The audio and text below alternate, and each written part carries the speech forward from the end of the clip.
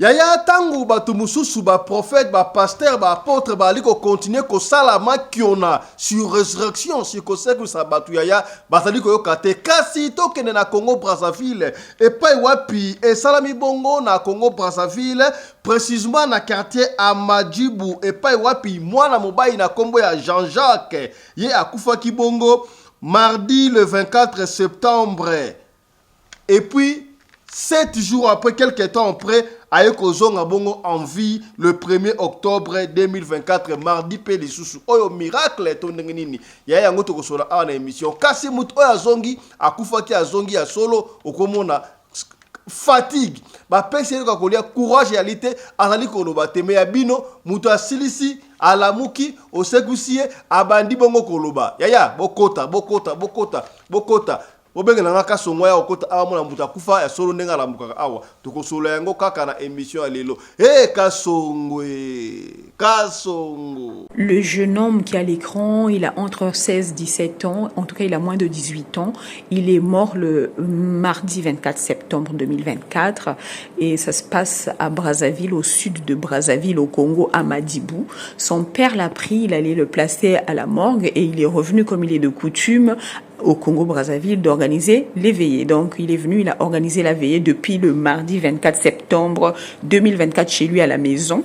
Et alors qu'il s'apprêtait à organiser maintenant l'enterrement, parce que ça fait déjà une semaine depuis le décès de son fils, et bien aujourd'hui, le 1er octobre, mardi, et bien on l'appelle, son fils est revenu à la vie. Qu'affaire à suivre, le jeune à manger, le jeune qui est revenu de la mort, le jeune qui a été ressuscité. Donc, pour le moment, il ne parle toujours pas, il ne parle pas, mais il a mangé. Et donc la famille, les proches ont été interrogés. Ils disent qu'ils ont été sous le choc. Ils l'ont déposé il y a 7 jours à la morgue. Et aujourd'hui, donc 7 jours plus tard, on les appelle pour aller chercher leur enfant.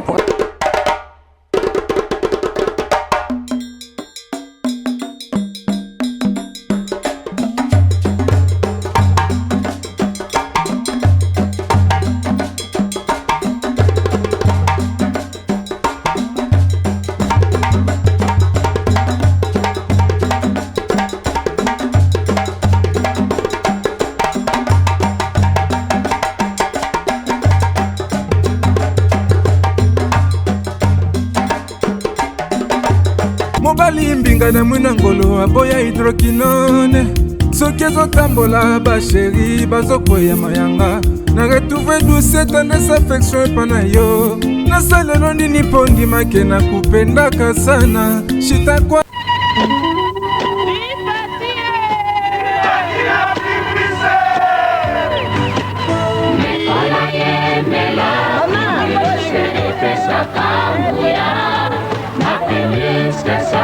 Sala, tutapondo, tutalituma, na benisse, sala monzele, sala, sala, sala, mosala, mekola yemela, primise, pesaka muya, primis nangaya, mofude, kukinangayo.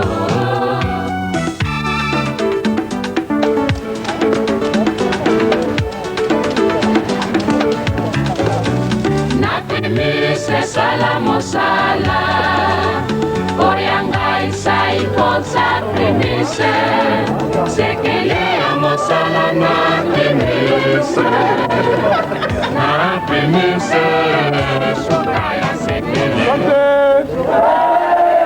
Mbote na bino bandeko balandi ya radio loko télévision bisika nyos tu bozwami. Merci na confiance pe fidélité bozali kopesa na programme oyo radio lokole masolo et pas wapi tokutana ka chaque fois pona ko solo la makambo zali koleka bongo na communauté na biso africaine en général mingi ya biso batu ya mangala ngai kombo na ngai tata Pelende fiston Pelende votre humble serviteur. Merci bozali baike boye ko na biso esika bozali na Ituri na Goma na Bukavu, na Isange, na Katakokombe, na Molendu, partout, na Mbanzangungu, na France, na Belgique, na Suède, na Norvège, na Danemark, na États-Unis, yebisa bandeko papa fiston asi a bandi. Bokota ebele, bokota, tangu batu mususu yaya, bali kosala ba faux miracle, ya kola musa mutu, to monaki yango na Afrique du Sud, awa mutu kutu na Sirkei, kola musa ya lukuta ba mekato, bali koyokate, na Congo pete oki, pasteur ya bandal, yé à la moussi moutiaya. Ne blaguez pas avec Dieu. Ceux qui vont la bama kiona, bon ça la bama kiona na niveau o ya bino kasi ya ta la histoire vraie o vérifiable, palpable ya na uti ko bayango awa et ça la mina Congo Brazzaville, précisément na quartier Amadjimbu. Bande ko quartier Amadjimbu bozali awa mbote na bino. Mwana mobali o komo na Jean-Jacques. Jean-Jacques asalaki maladie na hôpital. Ba déclaré mort cardiaque Jean-Jacques akufi. Maman na ye, papa na ye, yaya na ye, batie na morgue. Ba ke ko accompagner batie na morgue. Et c'est là qui le 24 septembre 2024 oyo. Ba kotisie na morgue. Boyebi yango ba kotsa ba na morgue Bulombu. Ba kotisie famille ezongi eke ko préparer ba sala bongo ba obsèque. Ba sala ba obsèque. Jésus-Christ, c'est quoi qu'il est 3e jour. Kasi, Jean-Jacques, 7e jour, yaya. Tangu, famille déjà. Déjà, tant qu'il est 24 ans, matanga va faire mortuaire, matanga, ça y est, na quartier, Jean-Jacques a koufi, tu as quartier, yebi, témoigner à Bokoyoka, yaya. Jean-Jacques a koufi. Tangu, Jean-Jacques a koufi, batie na morgue, basali ba veille mortuaire, organisation. Jour c'était prévu que l'obinango, bimisa ebembe koto nzoto ya Jean-Jacques, hôpital ebengi. Oboya awa, mwana bino Jean-Jacques alamuki. Yande boali komona Jean-Jacques alamuki, oyo balatisi ya bleu wala kapona, azalaki bolumbu, eza bilamba ya hôpital balatisi kaka ndengo tangu papa yena baba, bamoni ke mwana na bango ya solo asekwi. Bilamba o ati ya jaune wana na coupe wana, mama akimimba unazandu kosomba mali papa, moi culotte, moi polo wana ya jaune pona balatisa mwana. Donc akufaki le 24 septembre alamuki. Le 1er octobre, il y a histoire vraie na Congo Brazzaville, na Amadjabu, na likolo ba mingi ya TV zali radio te, botala. Batu ya mort ba benga famille moi na bino la muki. Tala image oyo et bon comprendre. Suivez. Le jeune homme qui est à l'écran, il a entre 16 et 17 ans, en tout cas il a moins de 18 ans.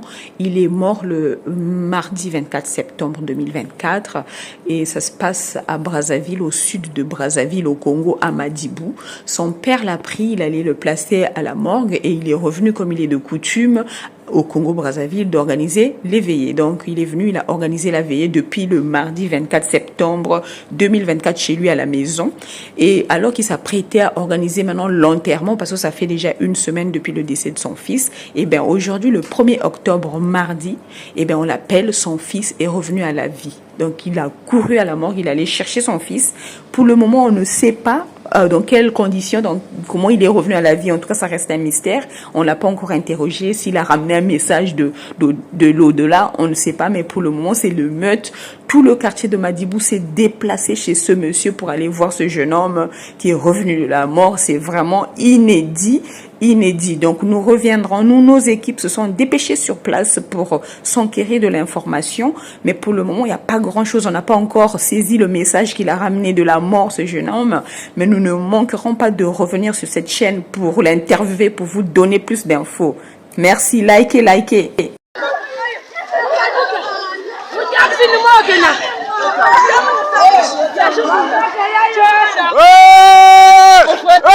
Mon frère a ressuscité!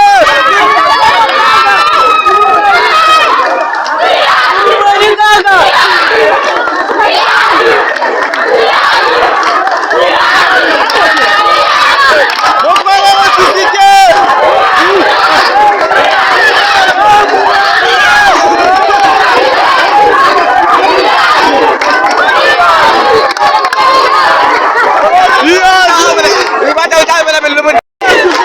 Yes!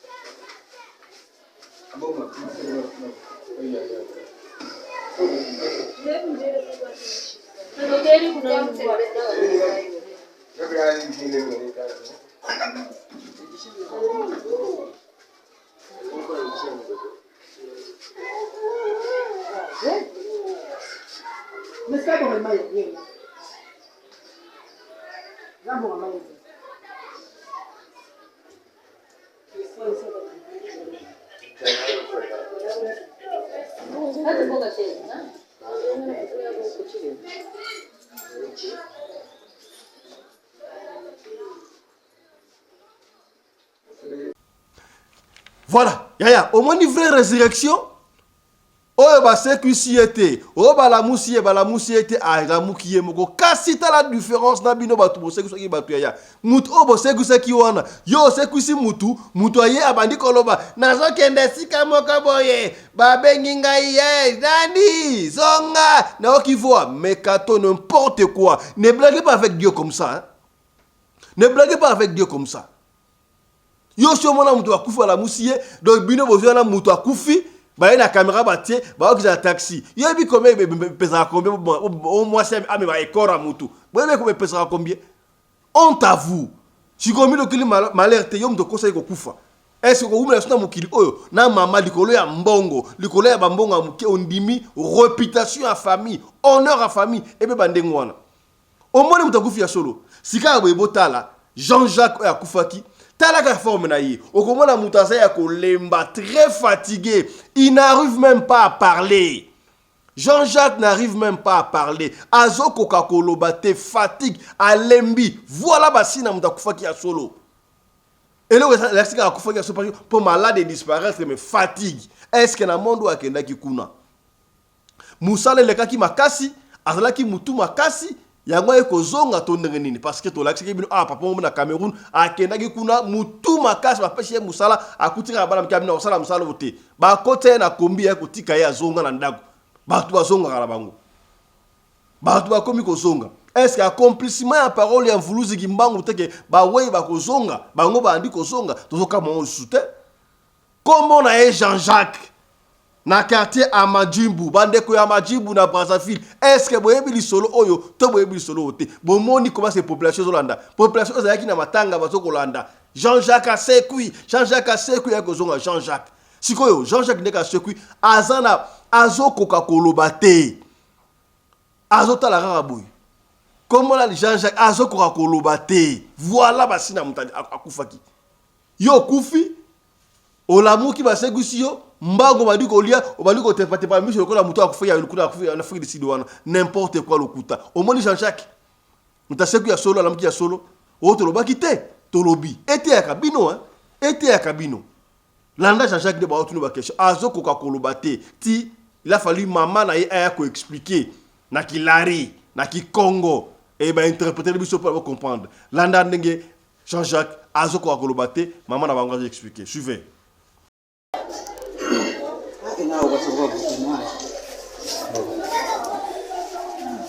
Comment il y a Guinan? Jean-Jacques. Pardon? Jean-Jacques. Qu'est-ce qu'il a eu?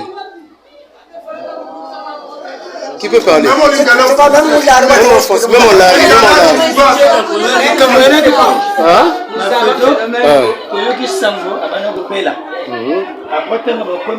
Mon frère, les gars, ils connaissent bien. À Koufi. Bakena la mort, va vérifier corps. Va vérifier corps, va monter corps naïe. Tu n'as qu'à ma casier, va zongi. Et vous pensez que tout sango, moi na Koufi. Tangue banji. Ça n'a pas fini. Les lois bengi, papa tu vas te monter, moi na. Quand à l'hôpital, vous n'avez. Baké ko soigner, vous n'avez même mis.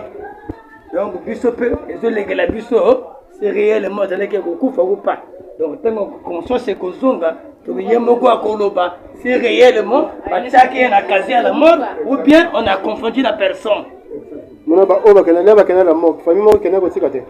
Papa n'a yé na grande sœur na yé, na maman n'a kobota. Bakene ko luka ba monité. Grande sœur a Koti a monié a bengi papa moi na yé yo. Na casier déjà. Na ba confirmer. Té a pas tirer na couloir na c'est. Na coupé à La famille n'était pas. En fait, c'est bien après qu'on a. Voilà, on a informé la famille. Maintenant, on va vérifier. Quand on va vérifier, ils ont confirmé que oui, c'est notre fils. Après, on va tirer la casier. On va retrouver le Mandel.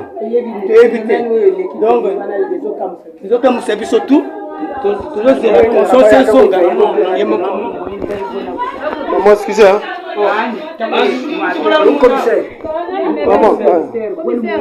Donc affaire à suivre, le jeune a mangé, le jeune qui est revenu de la mort, le jeune qui a été ressuscité. Donc pour le moment il ne parle toujours pas, il ne parle pas, mais il a mangé. Et donc la famille, les proches ont été interrogés, ils disent qu'ils ont été sous le choc. Ils l'ont déposé il y a 7 jours à la morgue et aujourd'hui, donc 7 jours plus tard, on les appelle pour aller chercher leur enfant, pour aller chercher le corps. Il était bien en vie. Et la dame qui est à l'écran explique que quand ils sont arrivés, elle a trouvé le jeune, il avait juste une blouse. Donc on voit sur la photo où il est en blouse bleue, mais il était tout nu à l'intérieur, il n'était pas habillé. C'est normal puisque c'est un corps, donc les corps on les habille pas, qu'ils avaient laissé, qu'ils avaient mis dans un casier. Donc quand il s'est réveillé, on ne sait pas dans quelles conditions il s'est réveillé. Mais une chose est sûre, on lui a juste couvert d'une blouse. Donc la maman, la dame qu'on voit à l'écran, elle a dû repartir vite en ville, acheter donc le short, le Bermuda que le jeune avait apporté avec le t-shirt jaune et des chaussures pour qu'il soit un peu décent, pour couvrir sa nudité. Et c'est comme ça qu'ils l'ont récupéré, qu'ils l'ont placé dans le taxi vert qu'on voit dans la vidéo, la première vidéo postée qui est sur cette chaîne, d'accord. Donc on voit le convoi revenir de la morgue dans un taxi vert. Donc c'est après toute cette organisation que cette femme qu'on voit, cette maman qu'on voit à l'écran, qu'elle a été faire ses courses, acheter des vêtements, habiller le jeune et qui l'ont ramené par la suite à la maison. Donc voilà, ça reste un mystère. Pour le moment, ils disent qu'ils doivent prier pour que le jeune puisse avoir la force de parler, parce que pour le moment, il ne parle pas. Et une fois qu'il va parler, ils vont l'interroger pour savoir pendant ces 7 jours qu'est-ce qu'il a vu, s'il est revenu avec un message de l'au-delà. Voilà,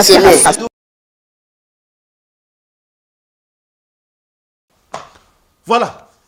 Nabaki to ko umela mingi te to yaki pour tout l'accès aux vraie résurrection. Oyabino amekato wana, ne blaguez pas avec les noms de Dieu.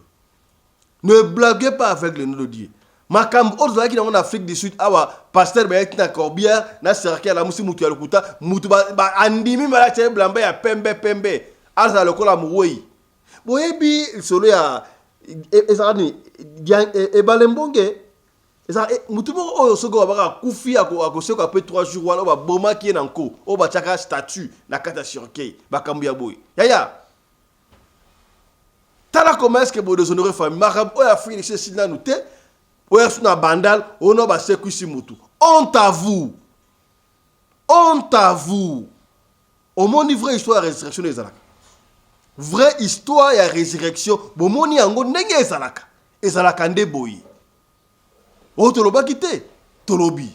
Voilà, histoire. Oh, tobomela ki on a lombango pena. Au moins, on a commencé que Jean-Jacques, Akufaki, Azongi, Yangoyo. Partagez.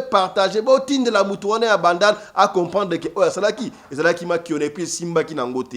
Est-ce que commis? C'est que bien. Allez, on se retrouve tout à l'heure dans le Parlement choc. Ma canisia qui toque, ma idée qui toque, papa ya boania, maman ya boania.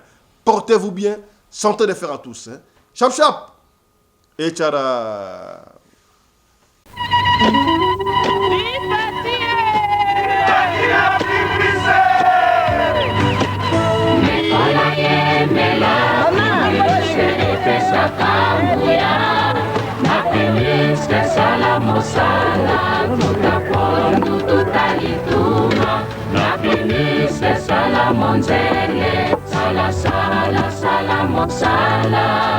Mekola yemela primis epesaka nguya primis nanga ya mofude ekoki nanga yo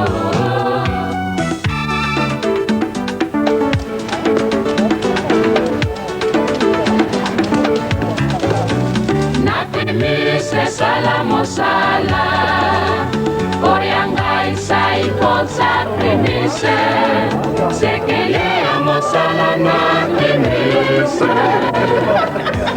primise suka ya sekele.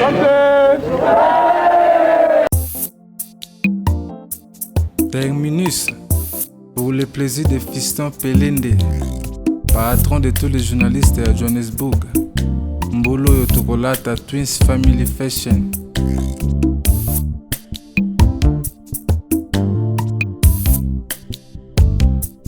Miso nanga emona bato ya ndenge na ndenge, kudefude na yoka mokolo na mona yo Fiston.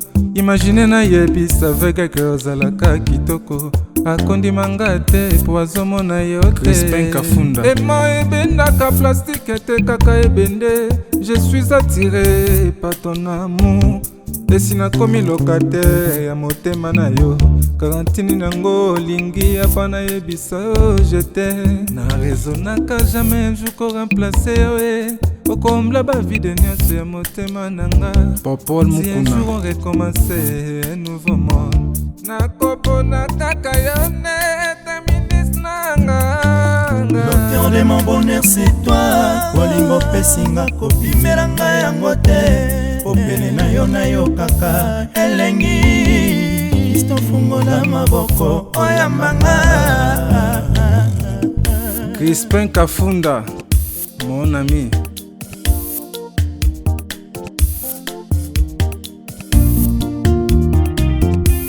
Santimele qui n'a parlé à langue bato baka mwenga. Eza molimo santu te na lango e bolingo no Fiston. Amuna biso ezanga jour férié. Tous les temps koseka esengo neti nezo zame de temps. Fitu, les philosophes. Objectif ya taka balon ekota na poto. Na linga lelo na suki posa Terminus nanga. Jean-Pierre Minard na Dublin. Aussi bien limeti pembene sase papa sueno nini. Babo makamoto na petro te polamba na mbabola esengi makala yo timabanga. Edgar Mvumbi papa na soki osali bongo wanobomi moto bolingo nanga.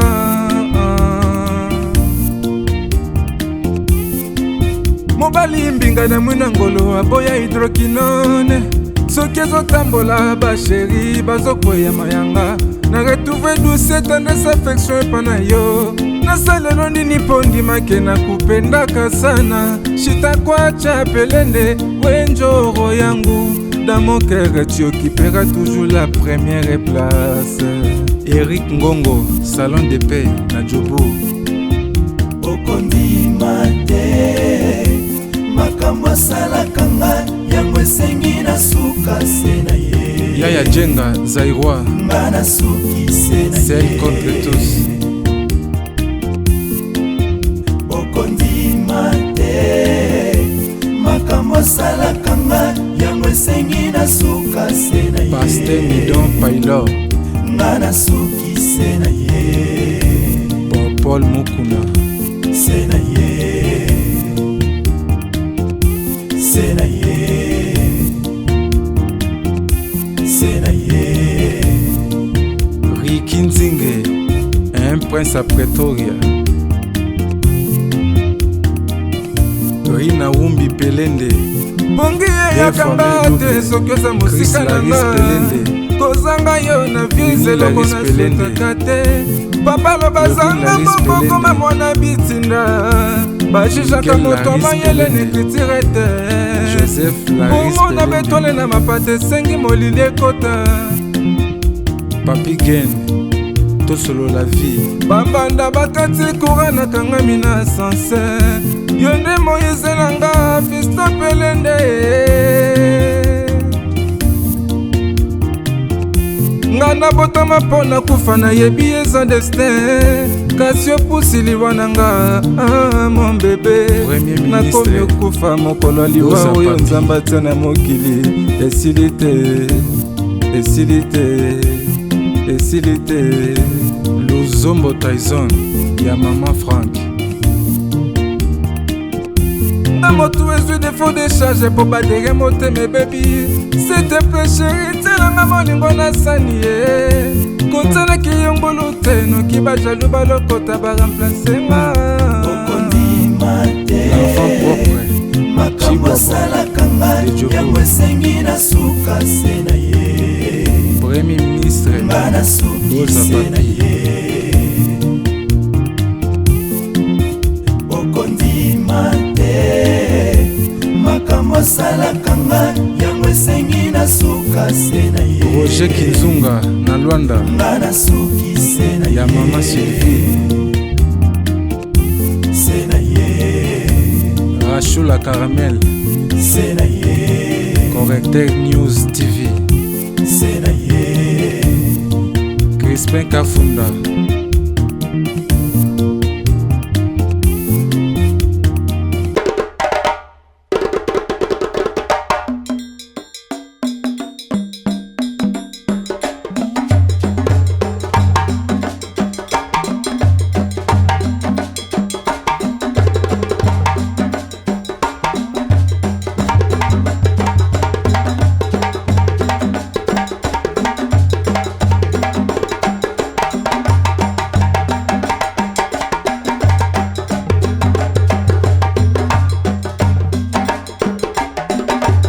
mobali mbinga na mwina ngolo aboya hydroquinone soki ezotambola basheri bazokwea mayanga na retrouve douce tendresse affection epa na yo nasalelo nini mpo ndimake na kupendaka sana shitakwacha pele